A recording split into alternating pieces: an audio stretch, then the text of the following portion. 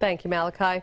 There are a lot of ways to say thank you, and just saying it is a pretty good start. It sure is. Sometimes, though, we need other ways to show our veterans how much we appreciate the sacrifices they've made. So tonight, we'd like to introduce you to a group of upstate men and women who put in some long hours to give a gift of love more powerful than words.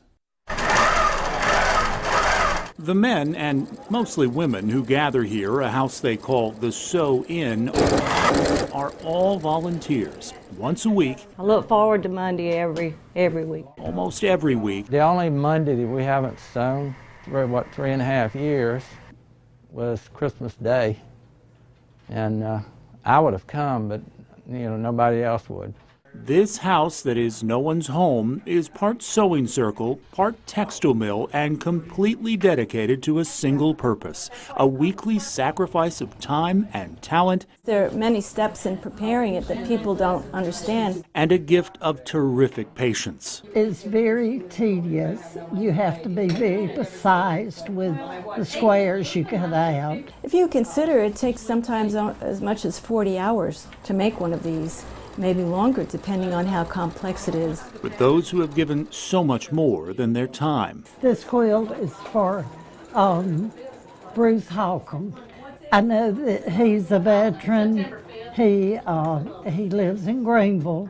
I'm making two, one for he and one for his brother. I'm making 11 of them, and then we'll put names on them when I get all 11 made. Everyone here is working for Quilts of Valor, and every one of these quilts will honor an American veteran. There are QOV chapters all over the country, stitched together in 15 years since a single Delaware woman, whose own son was stationed in Iraq, wanted something that felt like home.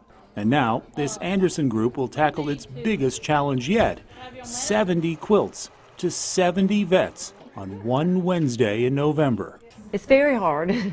I just finished my first one. This is my second one, so I'm new at this. Here's why that matters. When heroes like David Watts returned from Vietnam, there was no big welcome home, no parade to honor his service. Even now, thousands of South Carolina men and women face combat overseas and return to civilian life with little fanfare. Their service and sacrifice rarely makes news. But even the toughest characters, those who have fired upon an enemy and come back, deserve a public embrace. Something that says, "Welcome home." These public presentations, called wrapping, say just that.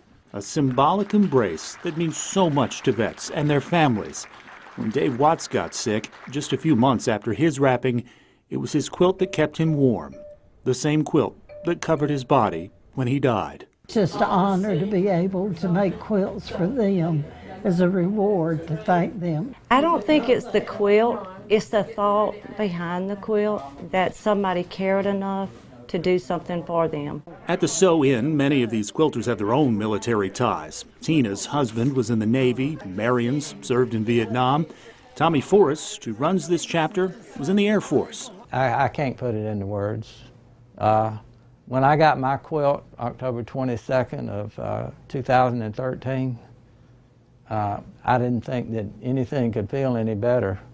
And then 2 weeks later, I wrapped a quilt that I made around a friend at church, and it's just as good when you wrap as when you receive.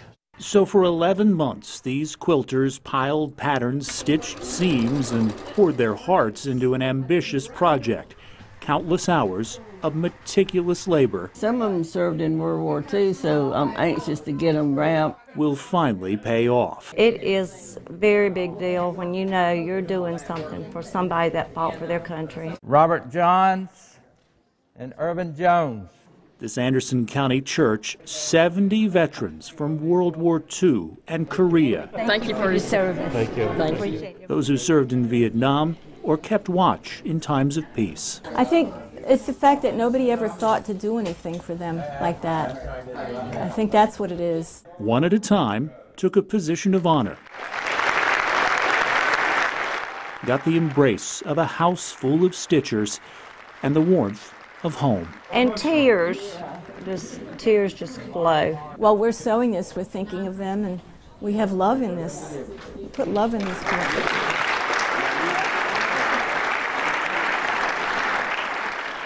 So we had to show you this one. Tommy Forrest made this by hand. We showed you he was the Air Force veteran who is leading that chapter. And this is not an official Quilt of Valor because Tommy made this for me by hand and put all that work in there. All of these are just absolutely beautiful, and the effort they put into this is absolutely terrific, Malachi. Yeah, that. sure. Thank you very much. So, Amy, it's just unbelievable to see the work these people put into everything they do. Every single quilt they make, it carries in a tremendous amount of love. I think the thing I love Tommy saying the most is it feels as good to wrap as it is to receive, which is sort of a life lesson, isn't it?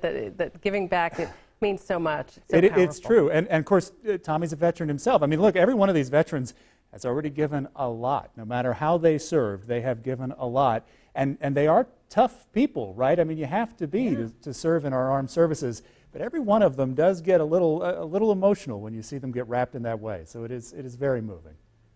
So there are ways we can help with this, right? I'm so glad you asked that because I almost forgot to say it. Okay, Quilts of Valor is a national organization. They want to wrap every single man and woman who has served in this country. So if you go to our website, WSPA.com, I put information on how you can donate, or if you've got skill on sewing, well, they'd certainly like your help making those quilts as well. There's work to be done. Gordon, thank you. That's a great story.